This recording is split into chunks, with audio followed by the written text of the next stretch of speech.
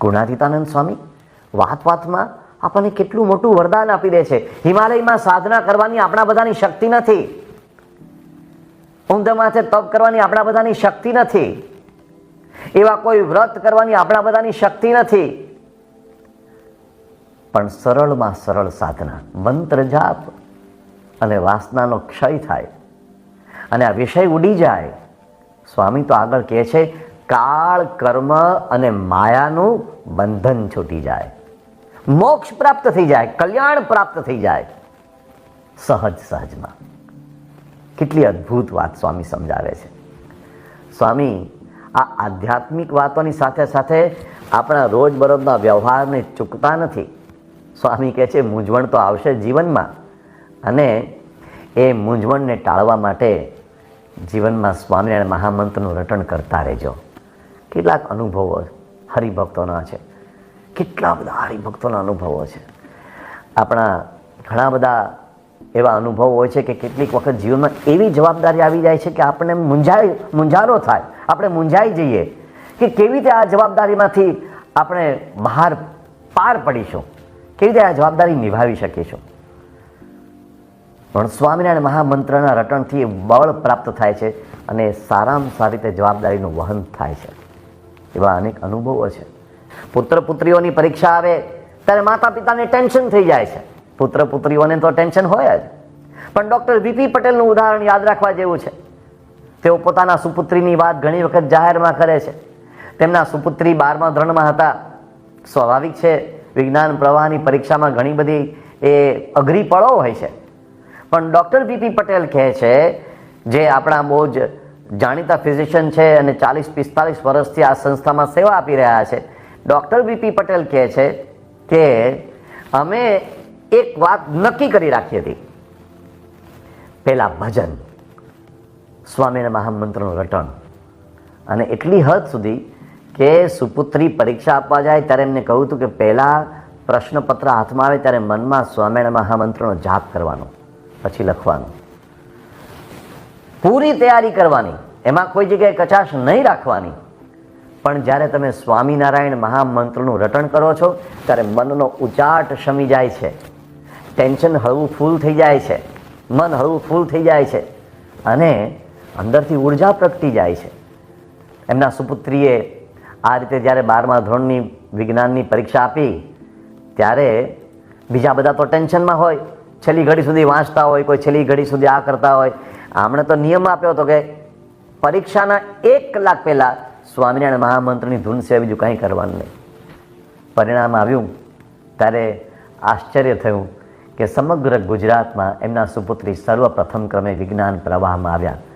ત્યાર પછી તેઓ ન્યુરો સાયન્સમાં આગળ વધ્યા અને અત્યારે ન્યુરો ફિઝિશિયન તરીકે અસંખ્ય લોકોને તેઓ નવું જીવન આપી રહ્યા છે. એની પાછળ તેઓ સમજે છે સ્વામિનારાયણ મહામંત્રની ઉર્જા, એની શક્તિનો અમને અનુભવ થાય છે. રક્ષા કરે છે સ્વામિનારાયણ મહામંત્ર, મનનાથ ત્રાયતે ઇતિ મંત્ર રક્ષા કરે છે. યુનાઇટેડ નેશન્સમાં પાયલોટ તરીકે ફરજ બજાવનાર એક યુવાન ધવલ પટેલ, એ યુનાઇટેડ નેશન્સની એક કાર્યવાહીના ભાગરૂપે 7 મહિના સુધી સોમાલિયા ગયા. સોમાલિયામાં આંતરવિગ્રહ ચાલતો હતો, આક્રમણો, ધમાલો, આતંકવાદ, એની વચ્ચે 7 મહિના સુધી યુનાઇટેડ નેશન્સની સામગ્રી પહોંચાડવા માટે તેઓ ત્યાં સોમાલિયા ગયા અને 7મા મહિને તેમને કેન્યા એરવેઝમાં ફર્સ્ટ ફ્લાઇટ ઓફિસર તરીકે જ્યારે એમને જોડાવાનું થયું એટલે એમણે સોમાલિયા જવાનું બંધ કર્યું. પણ ધવલભાઈ વાત કરે છે, every day before I fly my plane, હું પ્રમુખ સ્વામી મહારાજ અને ભગવાન સ્વામિનારાયણની મૂર્તિ કોકપીટમાં પધરાવું અને 2 મિનિટ સ્વામિનારાયણ સ્વામિનારાયણ સ્વામિનારાયણ જાપ કરું, પછી ફ્લાઇટ હું ચલાવવાનું ચાલુ કરું. 7 મહિના સુધી આ રીતે સોમાલિયા ગયો. કેટલી વખત આક્રમણો થયા પણ 7 મહિના સુધી કાંઈ ન થયું. જે દિવસે એમણે છોડ્યું એના બીજા જ દિવસે એ જ ફ્લાઇટ ઉપર આક્રમણકારોએ આક્રમણ કર્યું, આખું પ્લેન નાશ પામ્યું. અને ધવલભાઈ કહે છે કે હું એ પ્લેનમાં હોત તો હું ચોક્કસ નાશ પામ્યો હોત, હું ચોક્કસ મૃત્યુ પામ્યો હોત, પણ બચી ગયો. એનું કારણ એક જ, સ્વામિનારાયણ મહામંત્રનો જાપ. એટલે આજે પણ એ ઇન્ટરનેશનલ ફ્લાઇટમાં ક્યાંય પણ જાય તો કોકપીટમાં પહેલાં સ્વામિનારાયણ મહામંત્રનું રટણ કરે છે. જીવનમાં ઘણી વખત એવા સંજોગો આવે છે કે જેમાં આપણી પાસે કોઈ ઈલાજ નથી હોતો, આપણે ના ઈલાજ હોઈએ છીએ.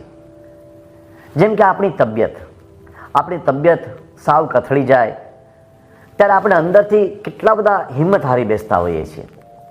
પણ એવા સમયે સ્વામિનારાયણ મહામંત્રના રટણથી અંદર ઉર્જા પ્રગટે છે, એની સામે ઝઝૂમવાની એક આંતરિક શક્તિ પ્રાપ્ત થાય છે.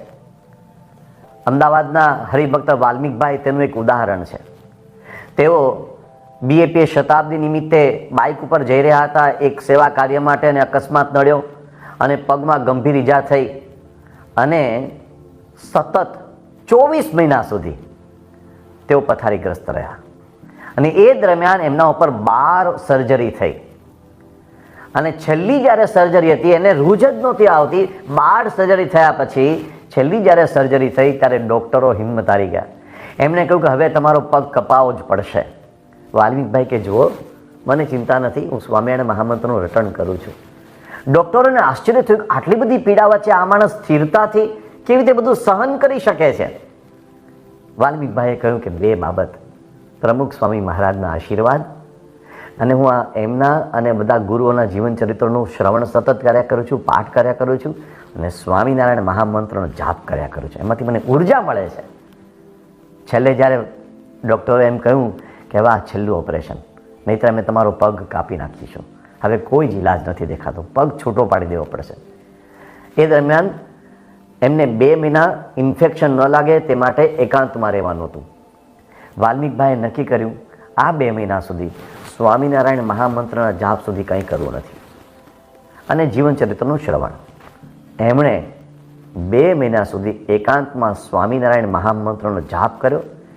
એનાથી એટલી બધી ધીરજ મળી, તમામ નકારાત્મક વિચારો કપાઈ ગયા, એટલું બધું બળ મળ્યું અને આજે એમના એ ડૉક્ટરો અને વાલ્મીકભાઈ બધા જ સ્વીકારે છે કે વાલ્મીકભાઈનો પગ આજે પણ સાબુત છે, તેઓ બંને પગે ચાલે છે.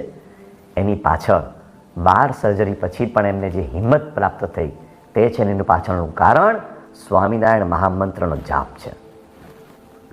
ક્યારેક એવા સંજોગો આવી જાય છે જ્યારે આપણી બુદ્ધિમાં અંધકાર છવાઈ જાય, આપણને કાંઈ સૂઝે નહીં અને એવી કટોકટીની પળો હોય છે જેમાં આપણી કે બીજાની જિંદગી જોખમમાં હોય છે.